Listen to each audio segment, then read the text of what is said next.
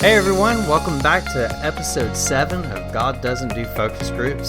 Today we're going to go over chapter 7, Good Works Are Sufficient. Well, John, last week we went over 2 concerns over how to get into heaven.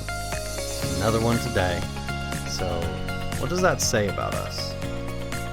Well, thank you, Jason. It's good to be back. And yeah, it's interesting. This is our third straight session, if you will, or chapter on this issue of how do we get to heaven.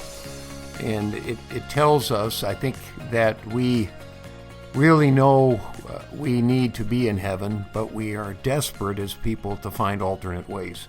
You know, we talked last week that it's not right for God to exclude people, and then we talked also about how he excludes people, and the gospel is exclusive when he says, I am the way, the truth, the life. That leaves very little opportunity for any other option. But we continue to want to find them because Satan introduced this concept back in the garden. We too can be like gods. And so that's what we continue to lean into and subtly try to trust. Even in Christ, we continue to want to establish our worth, and therefore he has no choice. And that's kind of the subject we're going to talk about today, that, as you introduced, good works are sufficient. And I provided a little background in this chapter of, in a sense, how I think we got there.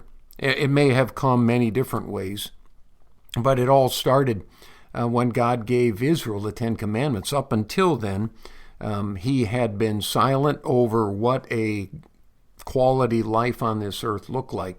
But when he called his children out of Egypt, he said, here, I'm going to give you some rules you can live by, because you must live set apart. You must look dramatically different from everyone around you. And so he gave what we call the 10 Commandments. And that was his gift to this chosen people and helping them become that kind of nation.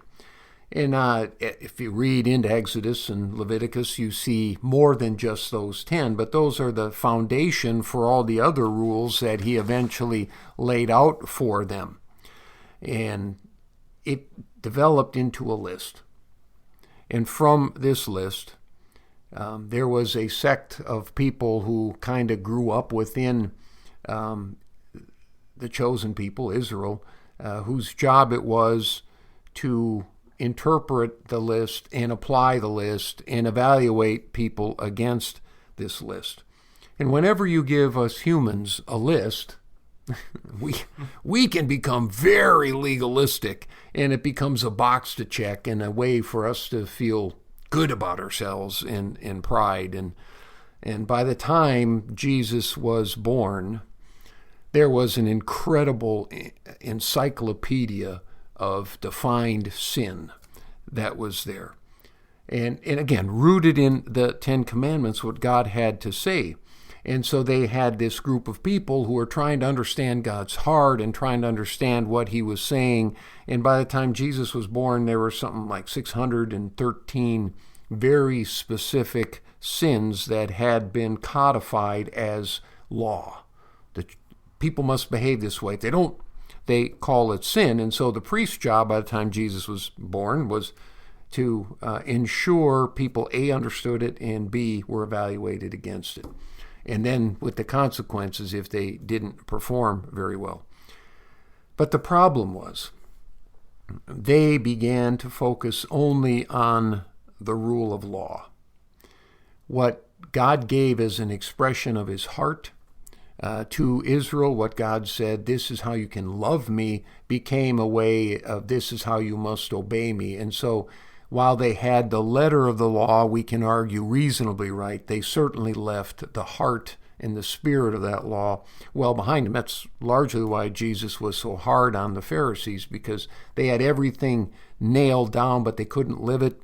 And there was no mercy, there was no compassion, there was no joy in their service. And as we see in the Old Testament, several of the prophets, the Lord is even saying, I'm so tired of you giving me these offerings and these sacrifices. You don't care about my heart. You don't have compassion on the poor. You're cheating one another. You're doing all these things that would say you don't understand my heart, even if you understand the rules behind it. So this notion of earning one's salvation, that you can do enough good things, is really rooted, I think, back in that evolution from the 10 Commandments given in love to 613 laws meted out in anger and judged that way.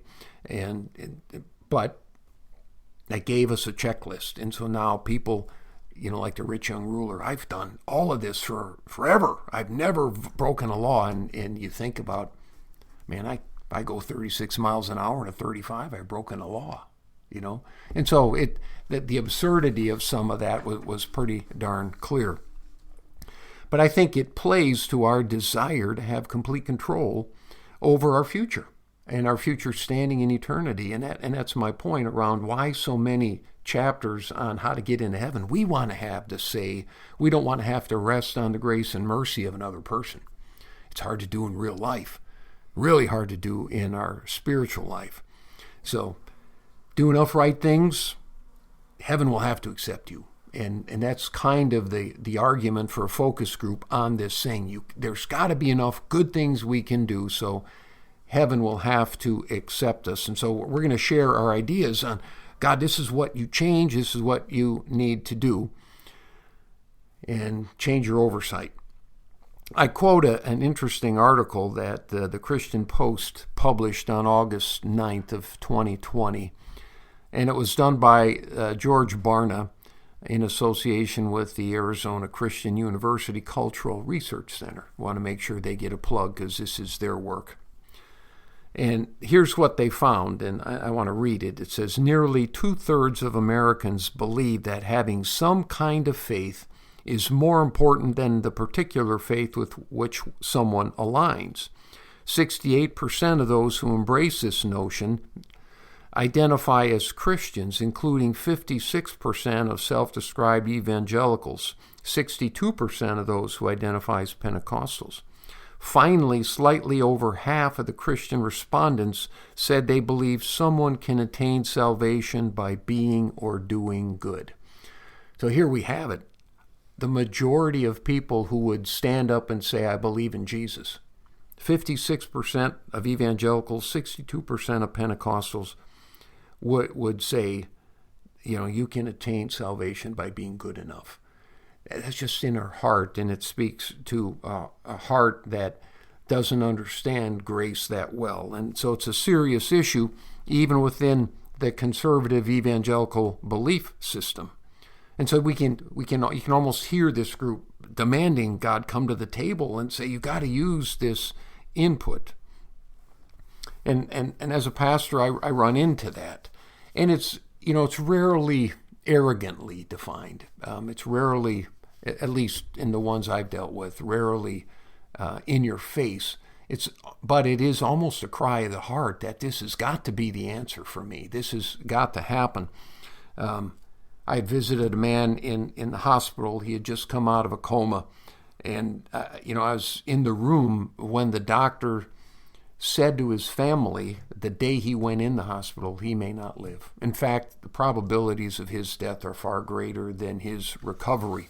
And so when he did awaken from the coma, some 6-8 weeks later, everyone was thrilled, and I would say to tears. I mean, a lot of weeping and a lot of joy in that family for having their brother and their son come back. So I visited him a few times, and it took a while for him to regain real function. But when he was finally able to talk, I asked him why he thought God would have so miraculously saved his life. It was clearly a miracle. And what he said, just, sad. He said, I've been saved several times, so I know what you're getting at. But I'm better than most people, even though I've made some mistakes. Phew, that was a tough one, because being saved, in essence, when you read that statement of his, was less important than being better than most. That's what he thought allowed God to heal him, because he was better than most. It pervades almost everything we do, that there's something within us that is good enough, that has to be considered good enough for God to accept us into heaven. There's an elderly gentleman, and I talk about this in the book, and he had given me permission over the years when we visited to have really pointed conversations. Because as I was growing up, I'm the youngest of 8. I always had questions about what the future was, in terms of what would I experience as I got to your age, because my oldest brother's roughly 16 years older than me, and trying to get what does that look like, this aging process? What do you experience and that kind of stuff? So this elderly gentleman was very gracious in allowing that kind of discussion with me. He was very patient with me and some of my questions. But he, at the time of what I wanted to report, was facing death. And he was ill, and there were some things going on, and he knew he was not that far from dying, and he was very uncomfortable with the prospect of that. And he turns to me and he says, "I don't know if I've done enough things to get into heaven. I don't know if I've done enough good things to get into heaven." The sadness, I can still see his face, was measurable. And we had talked over the years, he and I, about you're never good enough. That how you get into heaven is faith in the work of Jesus Christ on your behalf. But I could see, even as we talked about that, and I tried to remind him of that, I could see kind of depression coming over him, washing over him, just sadness. He had those long distance eyes. He was no longer focused on what I was saying, because he had lived his entire life firmly believing that if you did enough good, that was good enough. And the problem, of course, at this stage in his life, all he saw was now that the bad he had done was foremost in his mind. And as a result, he could see the logical consequence of that the scales were no longer tipping in his favor. The scales were no longer saying, "Oh yeah, you just made it, you're good enough." And so he, maybe consciously, maybe instinctively, knew that he was not good enough. And he realized that there was no longer enough time to change that the scales would never move back to being good enough. He just didn't have enough time on earth. See, being good enough is just one way we say, "God, you need to do a focus group." And if you allow that, we're going to have a new way of getting into heaven. But, and Barna's data says that's really how we want God to act. It's not a matter what you believe, it's that you believe something, and if that something leads you to live a good moral life, you should qualify for heaven. And the Bible, as we talked over these last 2 weeks, and again, we're going to come at it slightly differently today, is very clear on how we get to heaven. By grace alone, faith alone, in Christ alone. He is the way, the truth, the life, and all who believe in him will have that life. And it excludes being good enough. And what we do can never save us, and we just hate that. Again, because it goes back to that issue in answering your question. We want to desperately be in control of how we get to heaven instead of by faith only. Paul said in 1 Corinthians 1:18 that the cross is foolishness to those who are perishing. It's kind of like, no way can it be that easy. No way can grace be good enough. I want to have some say in how I get saved. And then Paul goes on to say, but to those who are being saved, we know what it is. It's the power of God that saves us. It's his solution. It's his election. It's his process that saves us. And therefore we look at the cross and just thank the Lord for it. But there are still many, many, even in the church, that desperately want our good works to count for something. And we do. And James tried to address that. He says good works are an evidence of a regenerated spirit, a spirit that was given life by faith in Christ. So it's not like we sit back and be slugs. But the problem is we flip that around and we say, I'm going to prove you should save me by my good works, and God, you should really value